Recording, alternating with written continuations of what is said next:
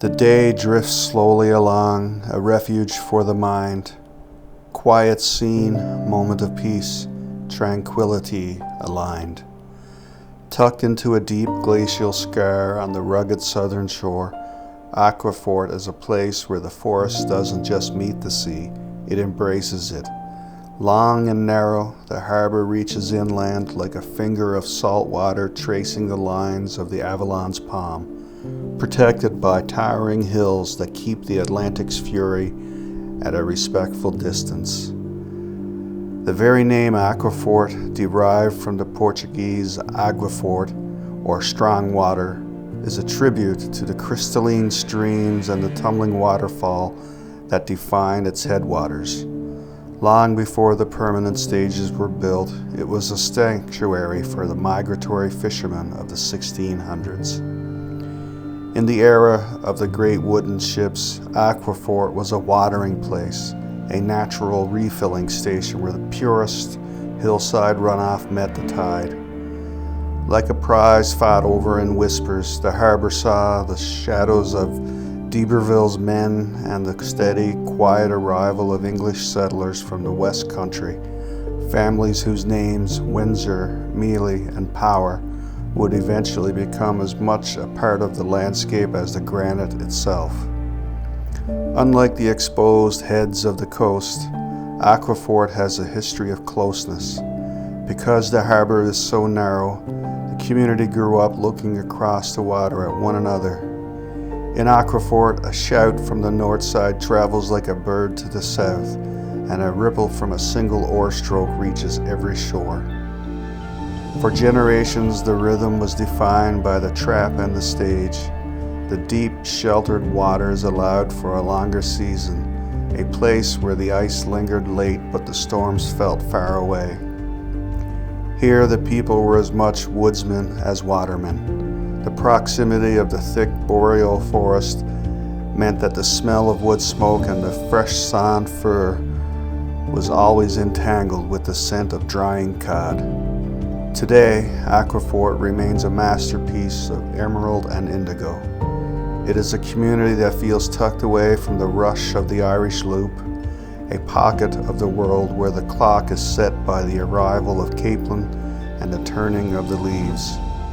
A silver ribbon at the head of the harbor, singing a constant song of the barrens. Steep, wooded hills of home that turn a deep, bruised purple at twilight, a quiet, understated pride, a community of gardeners, hunters, and storytellers. To drive into Aquafort is to feel the air change. The wind dies down as you enter the shelter of the hills, and the water turns into a dark, polished mirror reflecting the tuckamore trees.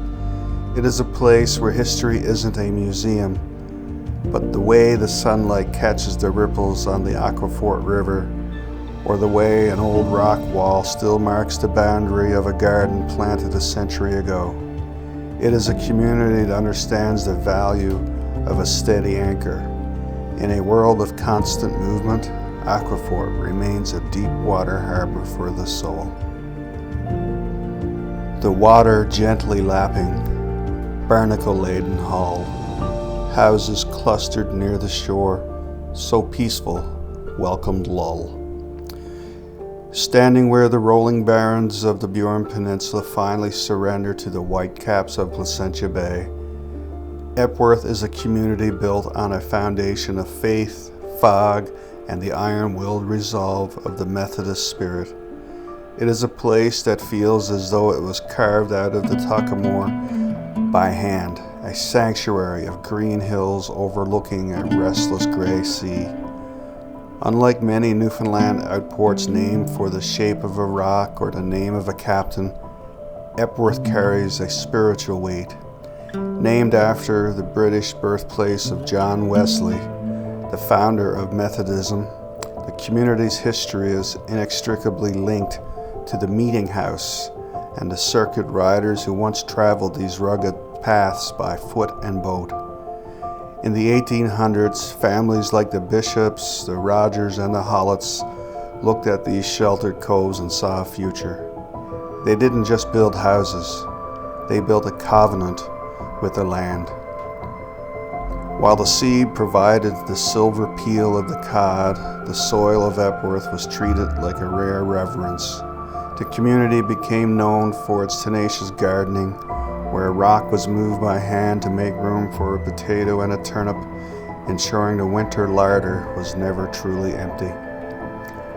Like its neighbors in Burin and Great Salmonier, Epworth bears the invisible scars of the 1929 tsunami. On that Tuesday in November, the ocean, usually a provider, became a thief.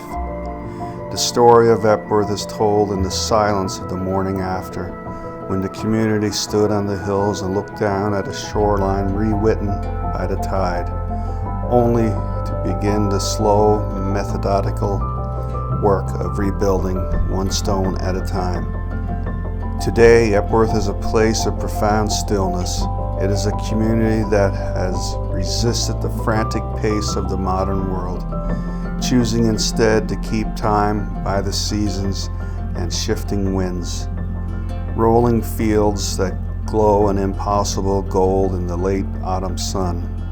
A place where the salt air is thick enough to taste and the old skiffs still nod against their moorings. A world of mummers in the winter and boil-ups in the spring, a place where a stranger is just a friend who hasn't been invited in for tea yet. To walk through Epworth is to hear the long sigh of the Atlantic.